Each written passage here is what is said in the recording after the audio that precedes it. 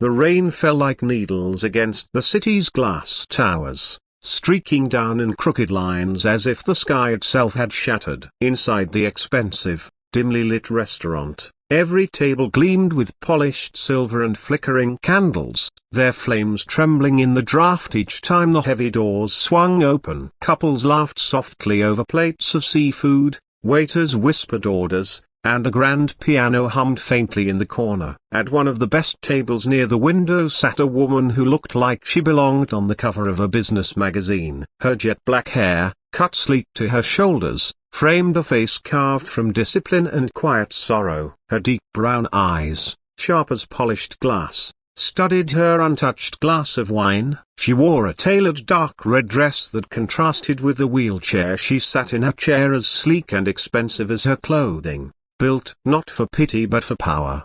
Her name was Evelyn Hartman, CEO of Hartman Global Tech, one of the largest private software firms in the United States. At only 34, she had made Forbes' Most Powerful Women list 3 years in a row. She was the woman people admired, envied, and feared. Yet tonight, all the armor of her reputation felt like tissue paper against the storm inside her. Her friend, Samantha, had convinced her to try this. Just one evening. Eve, you've buried yourself in work since the accident. You need to meet people again.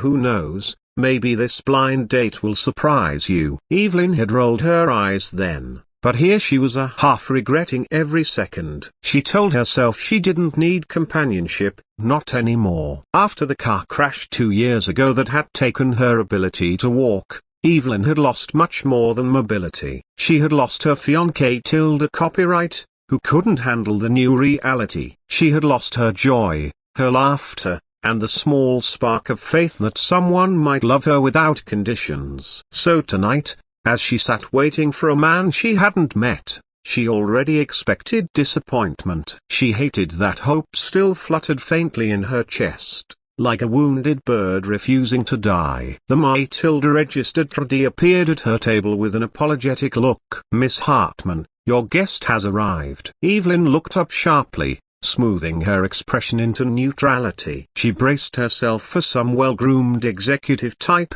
a lawyer or banker in a custom-tailored suite, as someone Samantha thought would match her level.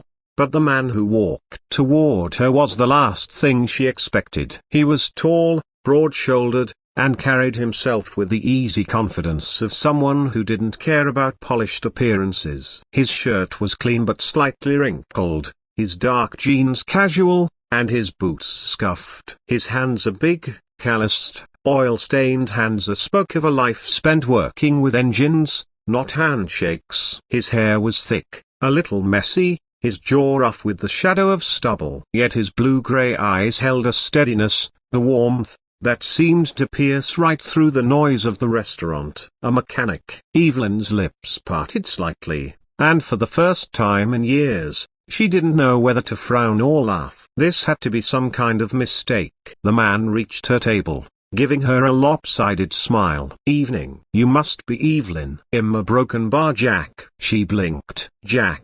Yeah? Jack Miller. He rubbed the back of his neck awkwardly. I'm guessing from the look on your face that I'm not what you were expecting. Evelyn's composure cracked just enough to let out a small, disbelieving laugh. It startled her. When was the last time she had laughed, even at herself? She recovered quickly, tilting her head with cool elegance. Let's just say you don't exactly a broken bar fit the usual picture. Jack pulled out a chair and sat across from her, leaning forward on his elbows. Story of my life. But, for the record, this wasn't my idea either. My buddy practically shoved me through the door. Evelyn arched an eyebrow. So neither of us wanted to be here. Exactly. Which, if you think about it, kind of evens the playing field. His grin was infectious. Evelyn felt the corner of her mouth twitch upward before she pressed it flat again. She couldn't afford to let someone like him, a stranger, slip past her defenses. Not when she'd worked so hard to build them. Still, something about him, about the way he wasn't trying to impress her, the way he seemed comfortable in his own skin, drew her in.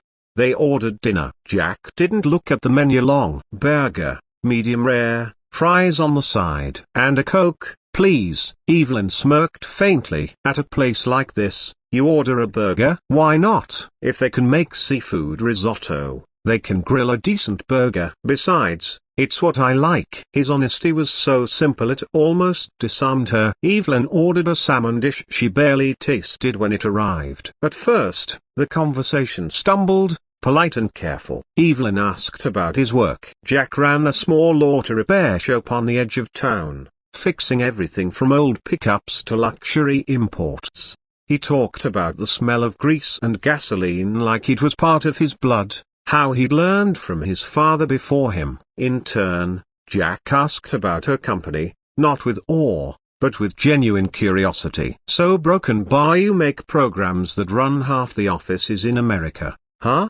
Sounds like you've got brains and guts. But tell me, do you like it, or is it just about the money?" No one had ever asked her that so plainly. Evelyn blinked, caught off guard. "Yeah, Broken Bar, I used to love it. Building things, solving problems." "Now a broken bar," she trailed off, staring into her glass. "Now it just feels like survival." Jack nodded slowly, as if he understood without pressing her further. The evening should have been awkward, but it wasn't. Something about the raw contrast between Thema the billionaire CEO in her designer wheelchair and the grease-stained mechanica created an unexpected balance. He didn't treat her like porcelain, but he also didn't ignore her struggles. When she struggled to reach the water jug, he casually poured it for her without fuss, like it was the most natural thing in the world. And then, halfway through dinner, it happened. Evelyn laughed. Not the polite chuckle she used in boardrooms,